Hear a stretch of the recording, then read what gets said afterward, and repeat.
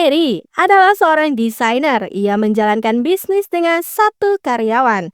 Ia adalah seorang wanita tangguh. Ketika presentasinya di sebuah perusahaan mendapatkan cemoohan yang tak pantas, ia pun tak segan melawan para pria tua itu hingga jadi kehebohan.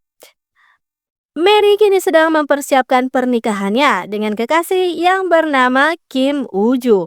Persiapan sudah hampir rampung, bahkan sudah membeli rumah pengantin baru, di mana ibu Mary ikut patungan juga.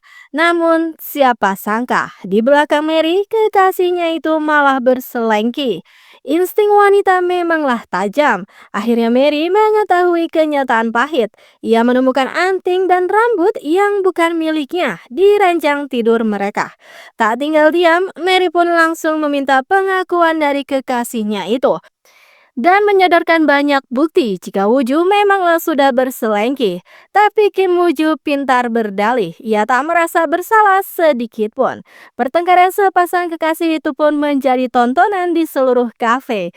Puncaknya adalah ketika pertengkaran itu berubah menjadi adu fisik dan tangan Mary terluka karena ia ingin membuka ponselnya Wooju. Namun Wooju menolak dan akhirnya Mary di puncak keputusannya karena ia merasa telah mempersiapkan seorang diri pernikahan mereka. Sedangkan Wooju selalu saja sibuk, hingga akhirnya Yu Mary memutuskan hubungan serius mereka. 5 tahun yang terbuang cuma-cuma. Adegan itu pun diakhiri dengan menyiram minuman ke wajahnya Wooju. Puas banget liatnya. Sialnya, Mary dan Wooju sudah mendaftarkan dulu pernikahan mereka ke negara. Jadi kini mereka pun harus mengurus surat perceraian meski belum mengadakan pesta pernikahan. Tapi Mary meminta untuk merahasiakan kandasnya hubungan mereka ke orang tua masing-masing dulu agar tak terkejut. Si Wooju benar-benar wujud dari cowok Siwa Sekia. Tanpa beban, ia pun langsung pergi berlibur dengan selengkiannya itu. Sementara itu, seorang pria tengah di pesawat menuju ke Korea. Terlihat ia sangat acuh, tapi ternyata sikapnya itu memiliki arti tersembunyi. Pria itu sangat menikmati hidupnya dengan bebas, bermain di pantai, memancing, bersepeda. Definisi menikmati hidup seperti tak ada beban. Ya, pantas saja begitu, karena ternyata ia memiliki seorang nenek pemilik toko roti terbaik di seluruh negeri bernama Myung Sudang. Bahkan neneknya telah mendapatkan penghargaan presiden segala. Sedangkan hidup Mary kini menjadi hampa. Semua reservasi dari gedung, gaun, bahkan paket bulan madu telah ia batalkan. Ah, merana sekali jadi Mary. Ia pun menenangkan pikirannya dengan bermain baseball. Namun nasib sial masih saja mengikuti Mary. Sudah gagal menikah, ia pun ternyata kena penipuan real estate hingga harus berurusan dengan kepolisian dan tak bisa mendapatkan depositonya kembali. Mary pun mencoba meminta bantuan kepada Wooju, tapi ia malah diacuhkan. Kesialan Mary benar-benar sudah komplit. Jalan terakhirnya adalah melupakan semua dengan mabuk-mabukan seorang diri. Dan disinilah titik temunya. Cucu pemilik toko roti tak sengaja menyerempet tubuh Mary. Karena merasa bertanggung jawab, pria itu pun memberikan nomor ponselnya untuk jaga-jaga. Dan Mary pun langsung menggila. Karena pria itu ternyata bernama Kim Woo-joo. Dengan keadaan yang sudah mabuk berat, Mary jadi membayangkan Woo-joo sang pria asing adalah Woo-joo, mantannya yang Sibal Sekia itu. Manny pun langsung menyerang Wooju pria asing ini hingga keduanya asik berkelahi dan berujung dengan Mary yang tak sengaja menduduki sebuah kaktus besar.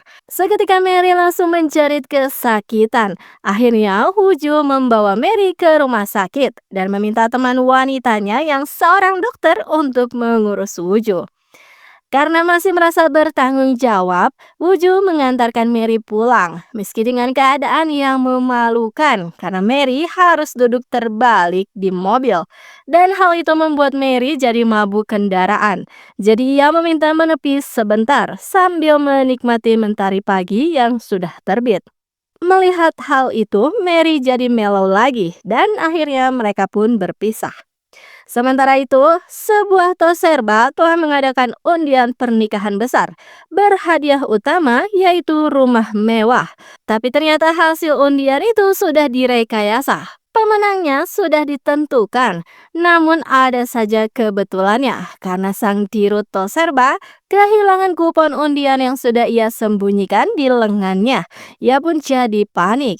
Tapi ya mau bagaimana lagi, mungkin sudah takdir.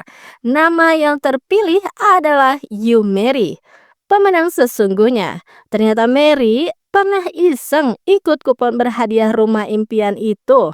Namun, ada beberapa syarat yang harus Mary penuhi. Salah satunya adalah bukti pernikahan. Dan untungnya, di negara ia masih tercatat resmi menikah dengan Kim Woo-joo.